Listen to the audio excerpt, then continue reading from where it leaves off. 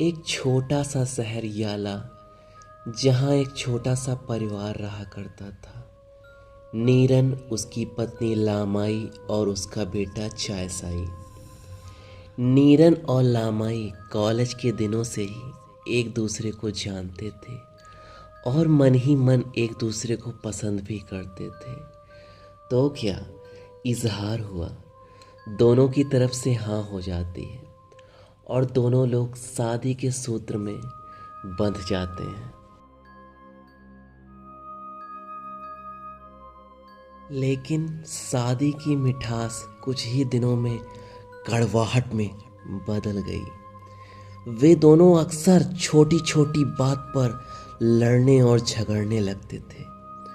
तो क्या था, दोनों में तलाक हो गया। दोनों ने अलग अलग रहने का, जिंदगी बिताने का निश्चय कर लिया। इसी बीच लामाई ने अपना अकेलापन दूर करने के लिए एक बेबी बॉय को, एक लड़के को गोद लिया, जिसका नाम उसने रखा चायसाई। इधर नीरन ने अपने अकेलेपन से लड़ने के लिए शराब और अन्य तरह के नशों का सहारा लेना शुरू कर दिया। लेकिन नीरन कुछ समय बाद जानता है चायसाई के बारे में कि लामाई ने एक बेटा गोद ले लिया है। यह जानकर नीरन को लगा हम लोग को आपसी मतभेद भुलाकर फिर एक बार साथ रहना चाहिए, ताकि एक अच्छे से चायसाई की परवरिश कर सकें। नीरन ने यह बात लामाई के सामने रखी और लामाई ने भी यह बात मान ली। अब नीरन, लामाई और चायसाई एक ही छत के नीचे तीनों साथ रहते हैं। बेटे चायसाई को माँ लामाई और पिता नीरन का, दोनों का प्यार मिलने लगता है।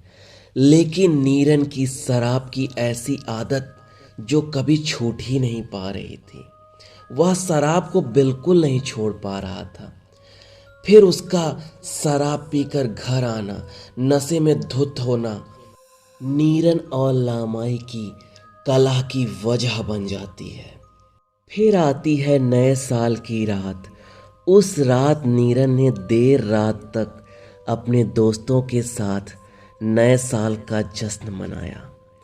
फिर आधी रात को वह नशे में धुत होकर घर पहुंचा तो एक बार फिर नीरन और लामाई के बीच झगड़ा शुरू हो गया। नशे में धुत नीरन अपने गुस्से पर कंट्रोल नहीं कर पाता है। उसने लामाई पर तेज धार चाकू से हमला कर दिया। थोड़ी देर बाद जब नीरन ने अपना होश संभाला तो उसने सोचा उसने तो बहुत ही बड़ी गलती कर दी। अब नीरन का पहला लक्ष्य लामाई की लाश को ठिकाने लगाना था। नीरन ने लामाई की लाश को एक प्लास्टिक बैग में पैक किया और उसे अपने कंधे पर लाद कर घर से बाहर ले गया। फिर लामाई की लाश को उसने अपने कार की डिग्गी में डाला और पास के ही पर्वतीय सुनसान इलाके में ले गया। यहाँ नीरन को कीचड़ का एक भरा डंपिंग पिट दिखाई देता है। इसमें पास के गांव की गंदगी को डंप किया जाता था। नीरन ने लामाई की लाश को यहीं फेंक देने का निश्चय किया।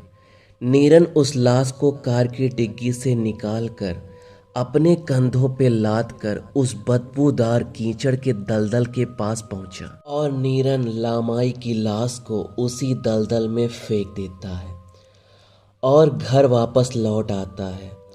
घर में पहुंचकर वह तमाम सबूतों को मिटाकर नहाने के लिए जाता है और काफी देर तक नहाता है। बहुत देर नहाने के बाद भी उसे खुद में से बहुत गंदी बदबू आ रही थी और उसे यह भी चिंता सता रही थी कि अगली सुबह जब चायसाई अपनी माँ के बारे में पूछेगा तो मैं उसे क्या जवाब दूंगा। फिर वह निश्चय करता है, अगर उसने पूछा तो वह कह देगा लामाई कुछ दिनों के लिए अपने मायके यानी आपकी नानी के घर गई है। लेकिन अगले ही दिन चायसाई उठा तो उसने अपनी माँ के बारे में कुछ भी नहीं पूछा। नीरन एकदम हैरान था कि चायसाई ने अपनी माँ के बारे में कुछ नहीं पूछा, बल्कि वह अपने माँ के काफ़ी करीब था। वह दिन दिन भर अपनी माँ के साथ खेला करता था और बातें करता था। अगले दिन ऑफिस में काम करते करते नीरन को कंधे में काफ़ी दर्द महसूस होने लगा।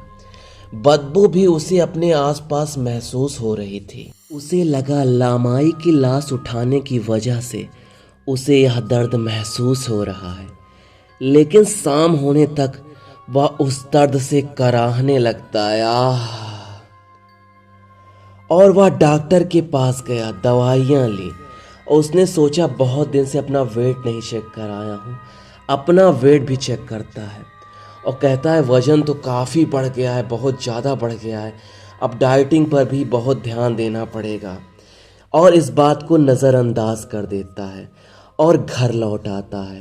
इस बार भी चायसाई नीरन से लामाई के बारे में कुछ नहीं पूछता, बस नीरन को प्यार भरी निगाहों से देखता है और मुस्कुराता है।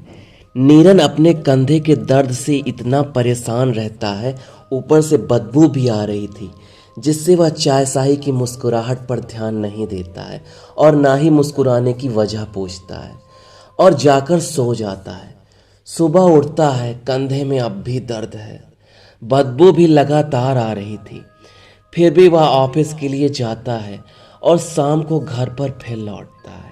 चायसाई लिविंग हॉल में टीवी देख रहा था।